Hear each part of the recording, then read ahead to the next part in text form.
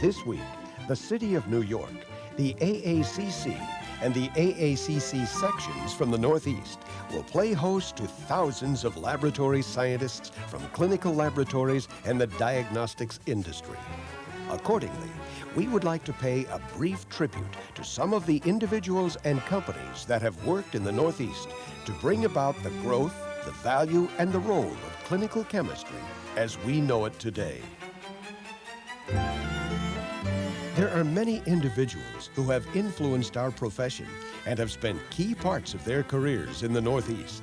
However, it is only fitting that we commence our tribute with Otto Folin, a Swedish immigrant who is regarded by many as the father of clinical chemistry in the United States. Folin spent a significant period of his career in Waverly, Massachusetts, and completed much of his pioneer work on assay methods for creatinine and glucose during the period 1900 to 1907. It was during this period that he worked with Hsien Wu, who had come to the United States from Peking, China. Together, they worked to create the legendary Folin-Wu method, which they published in 1919. The first 2 decades of the century was a time when it was important to develop reagents for the new and emerging assays. Another Northeasterner, Stanley Benedict, joined this activity and developed his famous reagent for glucose assay in 1931. However, in 1920, another giant had arrived on the scene of laboratory medicine in New York, Donald Van Slyke. Working here at the Rockefeller Institute, Van Slyke established the basis of blood gas measurement as we know it today. For the next 50 years, his creative genius in creating apparatus to measure blood gases was equaled by his clinical studies that established their application in diagnosis. During the 1930s and 40s, the status of the clinical biochemist grew, and immediately after the Second World War, William F. Sunderman Sr. of Philadelphia brought the emerging profession down to earth with his survey of laboratories that exposes the real quality of analytical work in medicine. This work of this quiet, accomplished scientist and musician laid the groundwork for future improvement and practice. Within a year, the energetic Harry Sabatka of Mount Sinai Hospital here in New York urged 8 other local clinical laboratory scientists, including Miriam Reiner, also of Mount Sinai, to establish the American Association of Clinical Chemists. The name they chose was influenced by a recently published book by J.P. Peters and Donald Van Slyke entitled Qualitative Clinical Chemistry. Little did these 9 individuals realize what they had created, and it is hardly likely that they would have envisaged a 10,000-member association with a $10 million annual revenue within the next 45 years. Several of these pioneering individuals went on to become presidents of the AACC. Within a short time, several other clinical chemists have been persuaded to create similar groups elsewhere in the Northeast. These include John Reinhold from the Hospital of the University of Pennsylvania in Philadelphia and Joseph Bonatti of Boston. One of the original New York 9 was another scientist born and bred in Brooklyn, Samuel Nadelson. Dr. Nadelson had spent much of the 1930s working at Jewish Hospital Brooklyn, where he worked on assays for cholesterol. However, he spent much of the next 40 years introducing new technology, such as X-ray spectrometry and the microgasometer, into the clinical laboratory and developing methods for application to neonatal investigation. The 1950s saw the development of enzymology in the clinical laboratory, and Felix Wroblewski, working at Memorial Sloan Kettering here in New York, published key information on the role of the enzyme SGOT and lactic dehydrogenase, LDH, as diagnostic aids. However, another breakthrough in science also came in the 1950s, 1959 to be exact, when Solomon Burson and Rosalind Yalow introduced the technique that would revolutionize assays for hormones and drugs, namely radioimmunoassay. Now we're able to measure substances present in minute quantities in blood, urine, and tissue. Their pioneering work will bring a Nobel Prize to New York for Dr. Yalow and the admiration of the entire clinical chemistry community. The next 2 decades of the 50s and 60s see contributions to clinical chemistry from numerous individuals from the Northeast. In the field of blood lipid assays, we saw Abel and Kendall introduce a major breakthrough with their cholesterol assay in 1953. Sidney Udenfriend introduced significant applications of fluorimetry into the clinical laboratory, while at Norwalk, Connecticut, the Yale professor Roy Barnett was active in ensuring that the quality of clinical laboratory work was understood and that appropriate statistical tools were applied to the interpretation of QC data.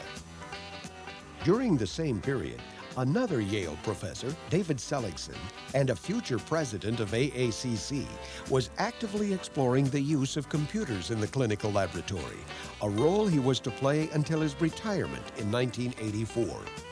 Elsewhere in the Northeast, other new clinical chemists were making their mark. Victor Herbert introduced new methods for vitamin B12. Joseph Bonatti, the early pioneer of the 50s and founder of the Northeast section, was investigating flame photometry and an exciting new thyroid function assay, protein-bound iodine. By now, the field was well established, and the importance of textbooks for education and training was realized. This mission was well served by Joseph Anino, who used his lifetime of experience as a clinical chemist in Boston to produce 4 editions of a classic textbook, Clinical Chemistry, Principles and Procedures. By 1960, the emergence of clinical enzymology was apparent, and none did more to herald its exciting future than New York's own Arthur Carman. His pioneer efforts in establishing the role of enzymes in diagnosis of myocardial infarction became legendary.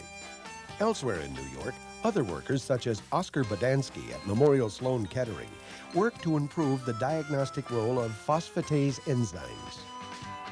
At the same time, we saw a change in clinical laboratory practice that was to affect laboratories all over the world. The introduction of automated chemistry in the clinical laboratory by Leonard Skeggs and the Technicon Corporation under the guidance of Edwin C. Whitehead created an increase in testing that was unimaginable only a few years before. However, another innovation was now introduced by Hans Hansen, who developed the first assay for a glycoprotein tumor marker. This activity would grow to become a major industry within a few years. At the same time, a clinical chemist from the University of Buffalo, New York, Max Chilcott, was busily demonstrating the role of clinical chemistry in public health. His contributions to the profession in this way and his guidance of many young clinical chemists and pathologists made him a worthy recipient of several awards. The tremendous impact made by a diagnostic company was quickly compounded by new and exciting methods, reagents, and instrumentation from a group of Northeastern companies, including Corning, who brought us flame photometry, Waters introduced high-pressure liquid chromatography, instrumentation laboratories, more flame photometry, and Perkin-Elmer introduced an impressive range of gas chromatographic devices. However, during this period of great influence by the new diagnostic companies, there was still a role to play by individuals, and none played greater roles in changing practice and philosophy than Arthur Babson, working on method and reagent improvement with general diagnostics, while Raymond Gambino worked to establish clear understanding of normality. By 1975, the whole mode of operation of clinical laboratories was changing again as new industry forces from the Northeast made their presence felt. Hoffman-LaRoche, following Hansen's efforts, brought us assays for carcinoembryonic antigen and a series of analytical equipment. Becton Dickinson gave us the all-useful blood collection system, the Vacutainer. And DuPont had arrived in medical diagnostics with their ACA. During the mid-1970s, we see a major contribution in AACC leadership from the Northeast as 3 individuals, all presidents of AACC, guide the association with philosophy and good science.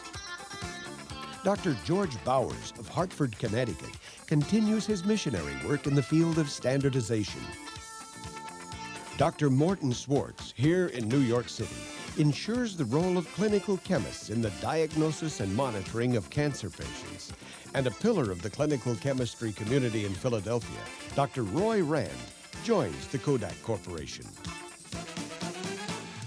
The time is now 1978.